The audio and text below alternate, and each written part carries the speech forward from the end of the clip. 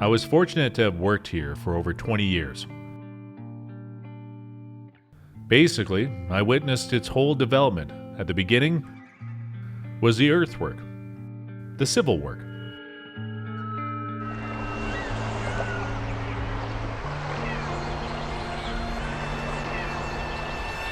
My father was probably in 1963, or the oil field in 1965 recruit.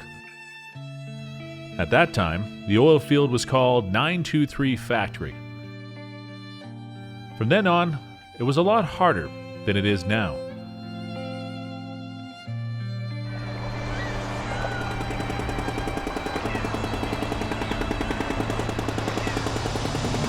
They went their separate ways. We were the most miserable generation. The oil field declines, leaving us behind. We do the tail end work, as if I was descent to the hell.